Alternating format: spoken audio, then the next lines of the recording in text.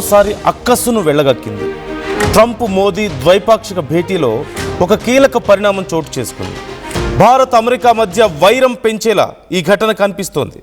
సైనిక కమాండ్ పేరును అమెరికా మార్చేసింది. యుఎస్ ఇండో పసిఫిక్ కమాండ్లో నుంచి ఇండోని తొలగించి యునైటెడ్ స్టేట్స్ పసిఫిక్ కమాండ్గా మార్పు చేసింది అమెరికా. సైనిక కమాండ్పై కొత్త మ్యాప్ విడుదల చేసింది అమెరికా. మ్యాప్లో పాక్ ఆక్రమిత కాశ్మీర్ను పాకిస్తాన్లో భాగంగా చూపించింది. పీఓకే భారత్లో అంతర్భాగమేనని ఎన్నోసార్లు భారత్ అంతర్జాతీయ వేదికల మీద స్పష్టం చేసింది. And most of the world is in favour with Bharat and they know the reality. కానీ ఇక్కడ అమెరికా కావాలనే ఇలాంటి చర్యలకు పాల్పడుతుందన్న ఆరోపణలు కూడా ఉన్నాయి. ట్రంప్ భారత్తో యుద్ధాన్ని కోరుకుంటున్నాడని సోషల్ మీడియాలో ఇప్పుడు నెటిజన్లు కామెంట్లు చేస్తున్నారు. మొన్న హర్మూజ్ స్ట్రైట్ దగ్గర భారతీయులు ఉన్నటువంటి నౌకలను అమెరికా సైన్యం ధ్వంసం చేసిన తర్వాత కూడా భారత్ తగిన స్థాయిలో రియాక్ట్ అవ్వలేదనే అభిప్రాయాలు చాలామంది భారతీయులు ఉన్నాయి. అఫ్కోర్స్ అమెరికా రాయబారికి కొన్ని నోటీసులు అయితే ఇచ్చింది భారత్. ఈ విషయంలో ఎక్స్ప్లెనేషన్ కోరింది, చాలా సీరియస్గా రెస్పాండ్ అయింది. కానీ భారతీయుల ప్రాణాలు పోగొట్టుకున్నా సరే అత్యంత దారుణంగా భారతీయులు ఉన్నారని తెలిసి ఆ నౌకల మీద దాడి చేసి మన భారతీయుల ప్రాణాలని అమెరికా తీసినా సరే ఈ విషయంలో మోదీ గట్టిగా స్పందించలేదు అని ఇప్పటికే చాలామంది భారతీయులు అంతర్జాతీయ నివేదికలు సైతం చెప్తున్నాయి.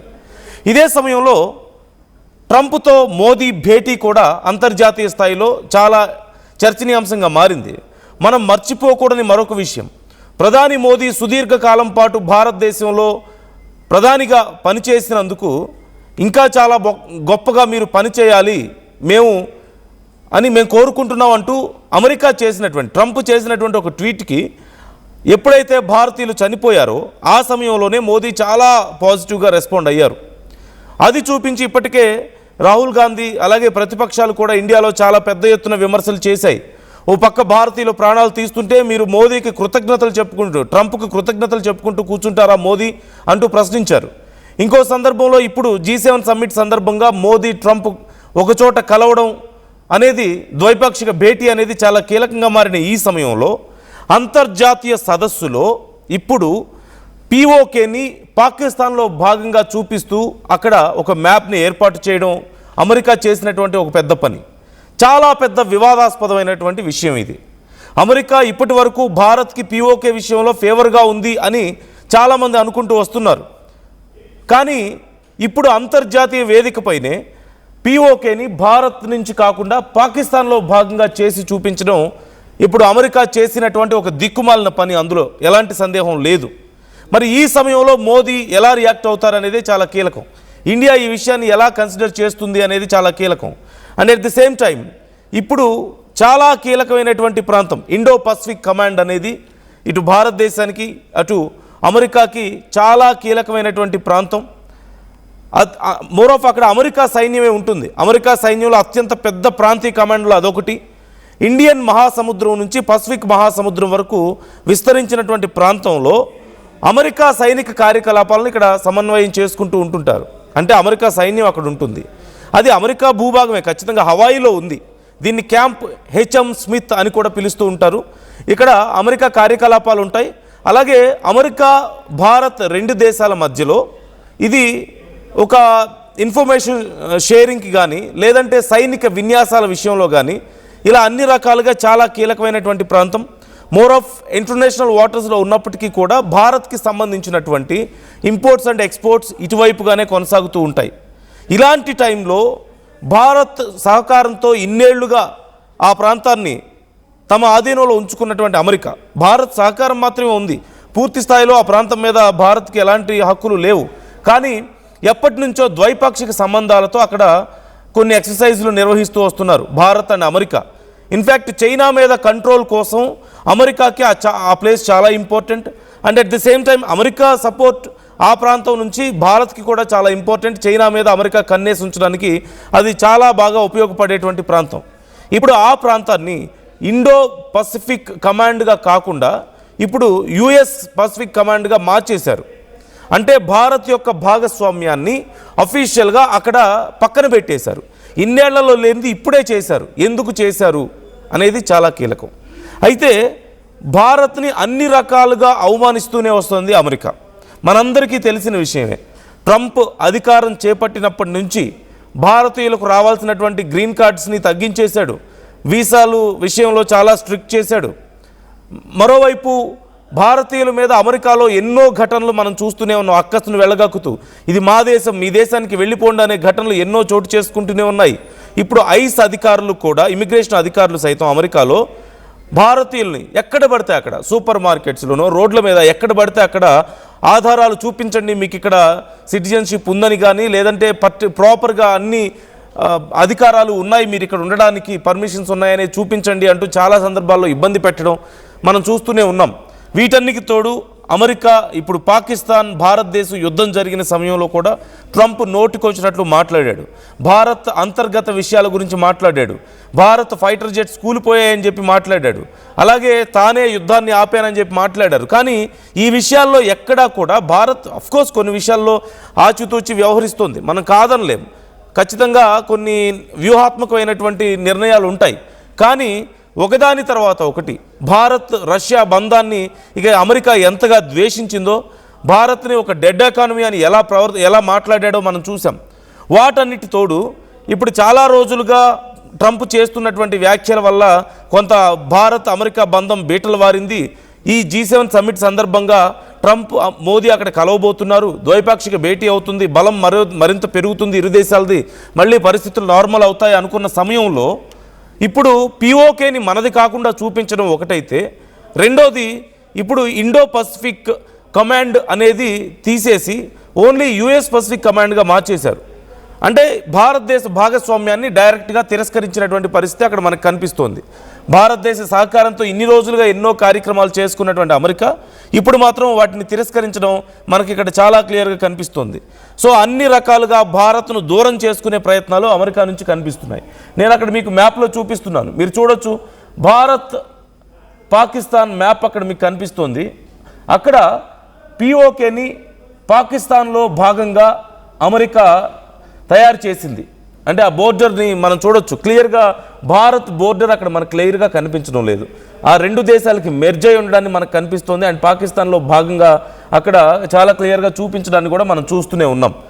సో దీన్ని బట్టి మనకి ఏం అర్థం అవుతోంది, అమెరికా అవకాశం దొరికినప్పుడల్లా పాకిస్తాన్కి వంత పాడుతూ పాకిస్తాన్ వైపే వాళ్ళ ప్రయారిటీని చూపిస్తున్నారు. వాళ్ళు పాకిస్తాన్కే ఎక్కువ ఇంపార్టెన్స్ ఇస్తున్నారు.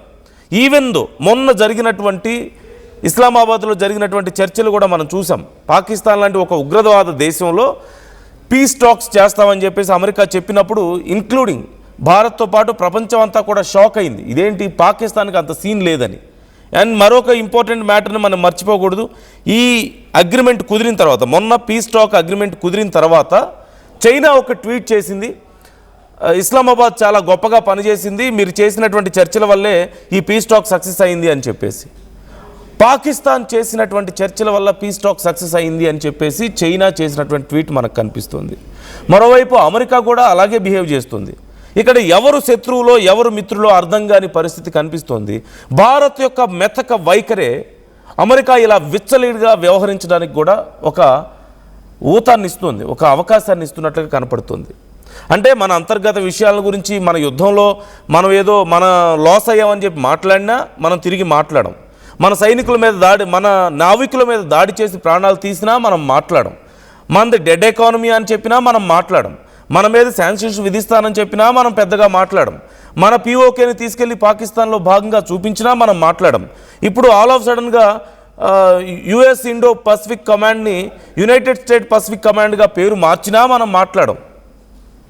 ఇక్కడ ఎవరిది మిస్టేక్? మనం ఇక్కడ ఇన్ఫ్యాక్ట్ అమెరికాని తప్పుపట్టడం కంటే కూడా భారత్ మెతక వైఖరినే మనం తప్పుపట్టాలా? చాలామంది అభిప్రాయాలు అలాగే కనిపిస్తున్నాయి. ప్రధానంగా ఈ క్యాంప్ HM స్మిత్ అనేది హవాయిలో ఉంది. ఇది ఇండో పసిఫిక్ ప్రాంతంలో భద్రతను కాపాడడానికి ఉపయోగపడుతుంది. అలాగే మిత్ర దేశాలతో సంయుక్తంగా సైనిక విన్యాసాలు నిర్వహించుకుంటూ ఉంటారు ఇక్కడ. అంటే అమెరికా, ఇండియా సంబంధించినటువంటి సైనిక విన్యాసాలు అక్కడ జరుగుతూ ఉంటాయి. అట్ ది సేమ్ టైం ఇరు దేశాలు కలిసి ఇంటర్నేషనల్ వాటర్స్లో భద్రతని కాపాడడం, చైనా యొక్క ఆధిపత్యాన్ని తగ్గించడం, ఇవన్నీ కూడా స్ట్రాటజిక్ మూమెంట్స్, స్ట్రాటజిక్ విధానాలు. వీటన్నిటినీ కాదని చెప్పి ఇన్ని రోజులుగా భారత్ అందిస్తున్నటువంటి సహాయాన్ని కాదని చెప్పి, ఇన్ఫ్యాక్ట్ భారత్ వచ్చి వెళ్తున్నటువంటి ఇరాన్కి సంబంధించినటువంటి షిప్ని పేల్చేసినప్పుడు మనం మాట్లాడడానికి లేదు. అండ్ ఇప్పుడు ఈ ప్రాంతం నుంచి ప్రకృతి విపత్తుల సమయంలో ఇక్కడి నుంచి సహాయం అందించడానికి ఇరు దేశాలకి మధ్యలో ఉంటుంది. అటు యునైటెడ్ స్టేట్స్ ఉంటుంది, ఇటు ఏషియా ఉంటుంది. ఈ రెండింటికి మధ్యలో ఈ ప్రాంతం ఉంటుంది. అరౌండ్ మోర్ దెన్ 10,000 కిలోమీటర్స్ రేంజ్లో ఉంటుంది ఈ ప్రాంతం. So it's very important for strategic moments, భారత్కి సంబంధించి అయినా సరే, అలాగే యుఎస్కి సంబంధించి అయినా సరే, అలాగే ప్రాంతీయ ఘర్షణలకు సంబంధించి ఏవైనా ఇష్యూస్ ఉన్నా సరే ఇక్కడి నుంచే ఇండియా యుఎస్ కలిసి వీటిని నెగోషియేట్ చేసుకునేవి. దీని పరిధిలో ఉన్నటువంటి దేశాలు ఒకసారి మీకు ఐడియా ఉండుండొచ్చు. India, Japan, Australia, South Korea, Philippines, వీటన్నిటికీ మధ్యలో ఆ ప్రాంతం ఉంది, క్రింద భాగంలో. సో అసలు ఈ ప్రాంతానికి అసలు భారత్కి సంబంధం ఏంటి అనేది చాలా కీలకం. భారత్ అమెరికా మధ్య జరిగేటువంటి మల్బార్ నౌకాదళ విన్యాసాలు ఇక్కడ, అలాగే ఇతర కొన్ని రక్షణ సహకార కార్యక్రమాలు కూడా చాలా వరకు యుఎస్ ఇండో పసిఫిక్ కమాండ్ పరిధిలోనే నిర్వహిస్తూ ఉంటారు. సో సముద్ర ప్రాంత భద్రతలో ఇది చాలా కీలకంగా మారింది, ఇండియాకి సంబంధించి అయినా సరే, యుఎస్కి సంబంధించి అయినా. సో ఇక్కడి నుంచే చైనాకి సంబంధించినటువంటి సైనిక కార్యక్రమాలను యుఎస్ అబ్జర్వ్ చేస్తూ ఉండేది, ఇండియా వాళ్ళకి హెల్ప్ చేస్తూ ఉండేది. అలాగే తైవాన్కి సంబంధించినటువంటి జలసంధి, చైనా తైవాన్ ఇష్యూలో తైవాన్కి సంబంధించినటువంటి జలసంధి ఇష్యూస్ని ఇక్కడి నుంచే వాళ్ళు మానిటర్ చేస్తూ వచ్చారు. అట్ ది సేమ్ టైం దక్షిణ చైనా సముద్ర వివాదాలకు సంబంధించి అమెరికా ఇక్కడి నుంచే మానిటర్ చేసుకుంది. ఉత్తర కొరియా క్షిపణి పరీక్షలకు సంబంధించి ఇది చాలా కీలకం, ఇక్కడి నుంచే వాళ్ళు మానిటర్ చేసుకోవచ్చు. So at the same time Indo Pacific భద్రతా వ్యూహాలకు సంబంధించి అమెరికా కొన్ని ప్రకటనలు కూడా చేస్తూ రావడాన్ని మనం చూసాం. So it's very important. India నుంచి పసిఫిక్ సముద్రం వరకు ఉన్నటువంటి ప్రాంతంలో అమెరికా సైనిక వ్యవహారాలు నిర్వహించే ఒక ప్రధాన కమాండ్ ఇది. And at the same time ఇండియాకి నియర్ బై ఉంటుంది కాబట్టి, ఇండియాకి యుఎస్కి మధ్యలో ఉంటుంది కాబట్టి ఇండియా సపోర్ట్ అనేది యుఎస్కి ఎప్పుడూ ఉంటూనే వస్తుంది. మరి ఈ ప్రాంతంలో ఇప్పుడు భారతదేశం యొక్క ఇన్వాల్వ్మెంట్ని కాదని చెప్పి అంతర్జాతీయ వేదిక మీద అమెరికా చేసినటువంటి ఇలాంటి ఒక ప్రకటనని మనం ఎలా చూడాలి? ఇలాంటి ఒక వైఖరిని మనం ఎలా అర్థం చేసుకోవాలి? ఇది ఎవరి మిస్టేక్ వల్ల జరుగుతుంది? మీ అభిప్రాయాలు ఎలా ఉన్నాయి ఈ విషయంలో? ఇప్పుడిప్పుడే యుద్ధం ఆగిపోయింది, ఇక అమెరికా భారత్ మధ్య ఉన్నటువంటి ఈ చిన్న చిన్న ఇష్యూస్ కూడా సార్ట్అవుట్ అవుతాయి అనుకుంటున్న టైంలో అమెరికా మనల్ని రెచ్చగొట్టేలా, అంతర్జాతీయ స్థాయిలో మన విలువని తగ్గించేలా, మన ప్రయారిటీస్కి విలువ ఇవ్వకుండా పిఓకేని పాకిస్తాన్లో భాగంగా చూపించడమే కాకుండా ఇప్పుడు ఈ ఇండో పసిఫిక్ కమాండ్ని కూడా తమ పేరు మీదకి పూర్తిగా మార్చుకుంది. అఫ్కోర్స్ జియోగ్రాఫికల్గా చూస్తే ఖచ్చితంగా అది అమెరికాకి సంబంధించింది, హవాయి ద్వీపం దగ్గరలో ఉంది. అట్ ది సేమ్ టైం ఇన్నేళ్లుగా భారత్ ఇస్తున్నటువంటి సహకారాన్ని ఇంత ఈజీగా తోసిపుచ్చి వన్ సైడెడ్ డెసిషన్స్ తీసుకొని అమెరికా చేస్తున్నటువంటి ఈ పనులను మనం ఎలా అర్థం చేసుకోవాలి? భారత్కి విలువే ఉంది వీటి వల్ల. ఇంతకుముందు నేను చెప్పినట్లుగా ఎన్నో సందర్భాల్లో భారత్ నోరు మూసుకొని ఉండడమే దీనికి ఒక కారణం, నిజం చెప్పాలంటే. సో మీకేమనిపిస్తోంది ఈ వైఖరి చూస్తుంటే? ఇది భారత్ మెతక వైఖరి వల్ల భారత్కి జరుగుతున్నటువంటి నష్టంగా మీకు అనిపిస్తుందా? మరోవైపు ఇప్పుడు అంతర్జాతీయ స్థాయిలో అమెరికానే ఇలాంటి ఒక మ్యాప్ని రిలీజ్ చేసిందంటే, పిఓకేని పాకిస్తాన్లో భాగంగా చూపిస్తూ ఎలా అర్థం చేసుకోవాలి? భారత్ గొప్ప మిత్రదేశం అని, తమకి మోదీ చాలా గొప్ప మిత్రుడని అమెరికా చేస్తున్నటువంటి ప్రకటనలు మనం ఇక ఏమాత్రం విలువ ఇవ్వాల్సిన అవసరం లేదు కదా.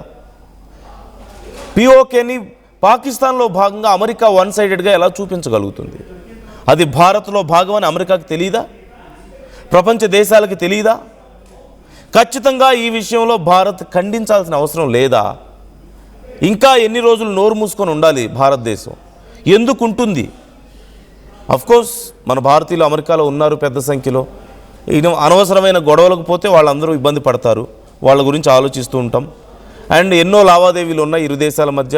అవునన్నా కాదన్నా అమెరికా చాలా పెద్ద దేశం, బలమైన దేశం, సోకాల్డ్ అగ్రరాజ్యం. మరి భారత్కి ఏ విలువ లేదా ఇక్కడ? ప్రతిసారి భారత్ తలంచుకుపోవాల్సిందేనా? అమెరికా చేసుకుంటూ పోయినా సరే, ఏం చేసుకుంటూ పోయినా. నిన్నగాక మొన్న జయశంకర్ ఒక మాట మాట్లాడారు, మీరు చూసారో లేదో. యూరోపియన్ కంట్రీస్ ఏనాడు భారతదేశం వల్ల నష్టపోయింది లేదు, కానీ యూరోపియన్ కంట్రీస్ వెపన్స్ వల్ల మాత్రం భారత్ చాలా తీవ్రంగా నష్టపోయింది అని చెప్పి. అంటే ఏ రకంగా కూడా భారత్ తన పని తాను చేసుకుపోయే వైఖరిని అవలంబిస్తూ వస్తుంది. అండ్ ఇదే ఇప్పుడు చేటు చేస్తుంది. మన అంతర్గత విషయాల గురించి, మన దేశాన్ని దూషిస్తూనో, మన దేశాన్ని తక్కువ చేస్తూ మాట్లాడినా సరే, మన యుద్ధం గురించి వాళ్ళు మాట్లాడినా సరే, వన్ సైడెడ్గా స్టేట్మెంట్స్ ఇచ్చినా సరే, మన నావికుల్ని వాళ్ళు చంపినా సరే మాట్లాడడానికి లేదు. Why can't we raise our voice? ఎందుకు మనం ఇంకా ఇంత పెద్ద అగ్రరాజ్యం అని చెప్పుకునే ఉపయోగం ఏముంది? మనం టాప్ 3లో ఉన్నాం, టాప్ 5లో ఉన్నాం, ప్రపంచంలో చాలా వేగంగా ఎదుగుతున్న భారతదేశం అని ఎందుకు చెప్పుకోవడం? ఒక మాట తిరిగి అమెరికా గురించి మాట్లాడలేనప్పుడు చిన్న చిన్న దేశాలు, ఇరాన్ లాంటి దేశాలు అమెరికాని తుక్కుగా కొట్టేశాయే, మనం మాట్లాడలేమా? చిన్న చిన్న దేశాలు సైతం అమెరికాని ఎదిరిస్తున్నాయే. ఇంత పెద్ద దేశం అని, విశ్వ గురువు అని చెప్పుకొని, చూడండి G7 సమ్మిట్లో మోదీకి దక్కిన గౌరవం అని మనం చెప్పుకుంటున్నామే. ఎక్కడ మనం ఎందుకు మాట్లాడలేకపోతున్నాం? POK విషయంలో ఎందుకు గట్టిగా చెప్పలేకపోతున్నాం అమెరికాకి, ఇది మా దేశానికి సంబంధించిన విషయం, మీరు ఇన్వాల్వ్ అవ్వకపోతే మంచిది అని చెప్పలేకపోతున్నాం ఎందుకు? మా నావికుల ప్రాణాలు మీరు కావాలని తీశారు, మీరు దీన్ని కాంపన్సేట్ ఎలా చేస్తారో చెప్పండి అని ఎందుకు అడగలేకపోతున్నాం? ఇంకోసారి ఇలా చేస్తే మేము చూస్తూ ఊరుకోమని ఎందుకు చెప్పలేకపోతున్నాం? ఇలా అన్ని విషయాల్లోనూ ఎందుకు కాంప్రమైజ్ అవుతూ వస్తున్నాం? Don't you think this is our mistake? మీ అభిప్రాయాలు ఏంటి ఈ విషయంలో? మీ అభిప్రాయాలను కూడా కామెంట్ చేసే ప్రయత్నం చేయండి. ఇలా వదిలేసుకుంటూ పోతే ఇక రేపో మాపో మన 7 సిస్టర్స్ని బంగ్లాదేశ్కి అప్పగించేసినా మనం నోరు మూసుకొని కూర్చోవాల్సిన పరిస్థితి వస్తుందేమో. అలా అని చెప్పి ఆ మ్యాప్ రెడీ చేసినా మనం నోరు మూసుకొని కూర్చోవాల్సి వస్తుందేమో ఖచ్చితంగా. ఏమంటారు మీరు? మీ అభిప్రాయాలను కూడా కామెంట్ చేయండి.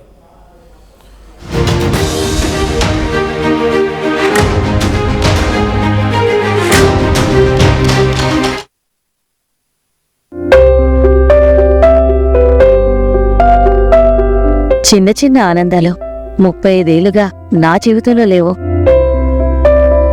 35 ఏళ్లుగా నేను డైపర్లలో బ్రతికాను. 6 సెంటీమీటర్ల ఫిస్టులా నా మూత్రాశయంలో లీకు కారణమైంది. ఎవరూ నాకు సహాయం చేయలేకపోయారు. AINUలో వైద్యులను కలిసే వరకు. అక్కడ వారు రోబోటిక్ శస్త్రచికిత్సతో నాకు పరిష్కారం ఇచ్చారు. వారు నా ఆత్మవిశ్వాసాన్ని కూడా తిరిగిచ్చారు. Precision care makes it possible. The Center for Robotic Surgery at AINU